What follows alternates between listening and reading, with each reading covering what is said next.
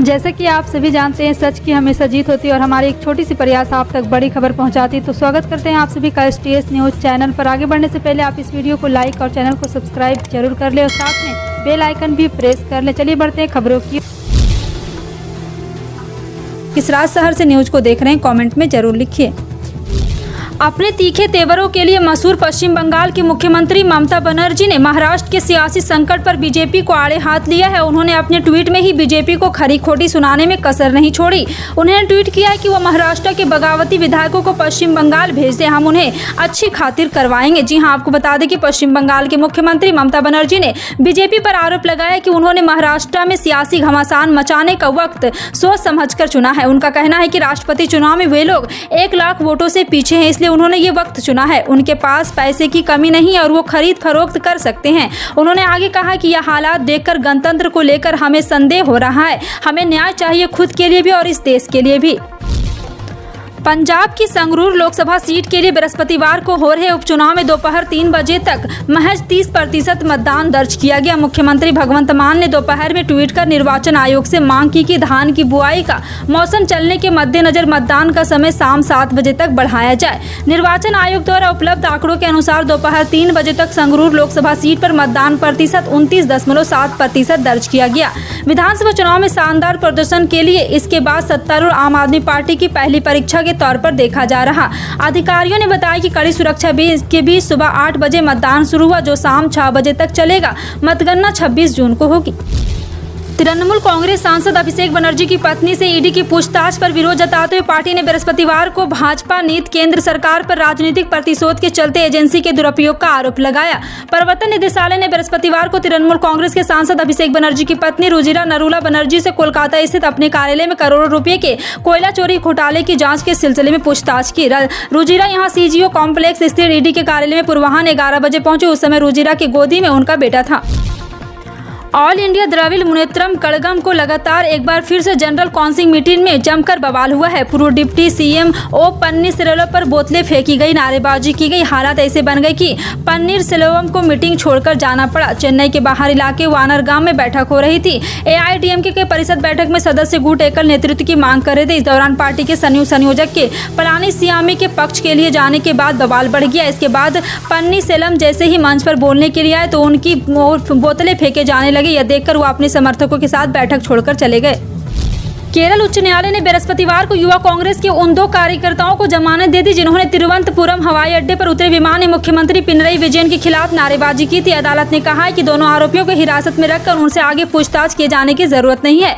न्यायमूर्ति विजू अब्राहम ने मामले के तीसरे आरोपी को भी अग्रिम जमानत दे दी और उसे 28 जून को पूछताछ के लिए जांच अधिकारी के सामने पेश होने और तफसीम सहयोग करने का निर्देश दिया है। पहले 2 आरोपी फरसीन मस्जिद और नवीन, जिन्हें 14 जून को गिरफ्तार किया गया था और अब तक जांच एजेंसी के हिरासत में थे। जमानत के लिए उन पर लगाई गई अन्य शर्तों में कहा गया है कि जब भी आवश्यकता होगी वो आयोग के समक्ष पेश होंगे।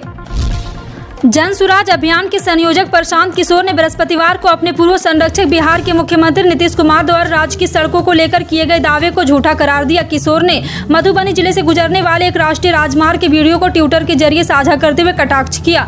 90 के दशक के जंगल राज में बिहार में सड़कों की स्थिति की याद दिलाता यह बिहार के मधुबनी जिले में नेशनल हाईवे 227L है। उन्होंने कहा कि अभी हाल ही में नीतीश कुमार जी एक कार्यक्रम में पथ निर्माण विभाग के लोगों को बोल रहे थे कि बिहार में सड़कों की अच्छी स्थिति के बारे में उन्हें सबको बताना चाहिए। उन्होंने 1990 के दशक के कथित जंगल राज का संदर्भ लालू प्रसाद राबड़ी देवी के सांसद के संबंध में दिया, जिन्होंने 2005 में नीतीश के नेतृत्व वाले राजग द्वारा पराजित होने से पूर्व 15 साल तक बिहार पर शासन किया है। छत्तीसगढ़ विधानसभा का मानसून सत्र 20 जुलाई से प्रारंभ होगा। इस सत्र में कुल 6 बैठकें होंगी। विधानसभा के सचिव दिनेश शर्मा ने बृहस्पतिवार को यहां बताया कि छत्तीसगढ़ की 5वीं विधानसभा का 14वां सत्र बुधवार 20 जुलाई से शुरू होगा तथा 27 जुलाई तक चलेगा। इस सत्र में कुल 6 बैठकें होंगी। शर्मा ने बताया कि इस सत्र में वित्तीय कार्य के साथ अन्य शासकीय कार्य होंगे। उन्होंने बताया कि सत्र के सभी कार्य दिवसों में प्रश्नोत्तर काल होगा तथा शासकीय कार्य संपादित होंगे। वहीं 22 जुलाई को अंतिम 2.5 घंटे अशासकीय कार्य के लिए होंगे। दिल्ली की केजरीवाल सरकार ने आने वाले सर्दियों के मौसम में प्रदूषण के स्तर में वृद्धि की संभावना को देखते हुए 1 अक्टूबर 2022 से 28 फरवरी 2023 तक राष्ट्रीय राजधानी में मध्यम और भारी वाहनों के प्रवेश पर प्रतिबंध लगा दिया है। आमतौर पर देश की राष्ट्रीय राजधानी दिल्ली में नवंबर से दिसंबर के बीच मिनी टेम्पो व ट्रकों के प्रवेश पर केवल 15 से 20 दिन का प्रतिबंध लगाया जाता है, लेकिन इसके बाद भी दिल्ली में प्रदूषण की समस्या देखने को मिली थी। इस बार दिल्ली सरकार सर्दियों के मौसम में प्रदूषण के स्तर में वृद्धि की संभावना को देखते हुए पहले ही सतर्क हो रही है, जिसके चलते सरकार ने राज्य मध्यम व भारी वाहनों के प्रवेश में रोक लगा दी है। 1 जुलाई से आपके काम को लेकर कई बड़े बदलाव हो सकते हैं। केंद्र सरकार 1 जुलाई से देश में नया लेबर कोड लागू कर सकती है। नया लेबर कोड लागू होने के बाद आप एक दिन में 12 घंटे काम करना पड़ सकता है। हालांकि एक दिन में 12 घंटे काम करने वाले व्यक्ति को एक हफ्ते में 3 दिन की छुट्टी मिलेगी। उसे हफ्ते में केवल 4 दिन ही काम करना पड़ेगा। इसके साथ ही अलग अलग जो जितने घंटे काम करेगा उस हिसाब से उसकी छुट्टी का निर्धारण होगा। मीडिया रिपोर्ट के अनुसार सरकार ने 44 सेंट्रल लेबर एक्ट को मिलाकर 4 नए लेबर कोड बनाए हैं, जिसे लागू करने के लिए कई कंपनियां तैयारी कर ली है। मीडिया रिपोर्ट के अनुसार देश में नया लेबर कोड को केंद्र सरकार 1 जुलाई से लागू कर सकती है। हालांकि सरकार की ओर से इस बारे में अभी तक कोई आधिकारिक बयान नहीं आया है और न ही कोई अधिसूचना जारी की गई है। कृषि कानूनों के खिलाफ किसानों के उग्र प्रदर्शन के कारण केंद्र सरकार को तीनों कृषि कानून वापस लेने के लिए विवश होना पड़ा था। अब यही किसान अग्निपथ योजना के खिलाफ विरोध प्रदर्शन करने वाले हैं। अग्निपथ योजना के खिलाफ पंजाब के किसान संगठन राज्यव्यापी विरोध प्रदर्शन की घोषणा कर चुके हैं और आज से इसकी शुरुआत कर रहे हैं। संयुक्त किसान मोर्चा के बैनर तले पंजाब के 22 किसान संघों ने अग्निपथ भर्ती योजना के विरोध में प्रदर्शन कर रहे छात्रों का समर्थन करने के लिए मैदान में उतरने जा रहे हैं। किसान संघ 24 जून को पंजाब भर में विरोध प्रदर्शन करेंगे। इसके अलावा किसान संघों ने सेना से सार्वजनिक माफी की मांग भी की है। देश भर में बीते 24 घंटे में 13,313 कोरोना के नए मामले सामने आए हैं। वहीं 38 लोगों की मौत हो गई है। एक दिन में कोविड-19 के 13,313 नए मामले सामने आने के बाद कोरोना वायरस के संक्रमित लोगों की संख्या देश में बढ़कर 4,33,44,958 हो गई। वहीं उपचाराधीन मरीजों की संख्या बढ़कर 83,990 पर पहुंच गई है। केंद्रीय स्वास्थ्य मंत्रालय की ओर से बृहस्पतिवार सुबह 8 बजे जारी आंकड़ों के अनुसार भारत में संक्रमण से 38 लोगों की मौत के बाद मृतकों की संख्या बढ़कर 5,24,941 हो गई है। राष्ट्रपति पद के लिए 18 जुलाई को झारखंड के पूर्व राज्यपाल द्रौपदी मुर्मू और पूर्व केंद्रीय मंत्री यशवंत सिन्हा के बीच चुनाव होना है। 24 जुलाई को राष्ट्रपति रामनाथ कोविंद का कार्यकाल पूरा हो रहा है। उनके कार्यकाल पूरा होने से पहले ही देश को नया महामहिम मिल जाएगा।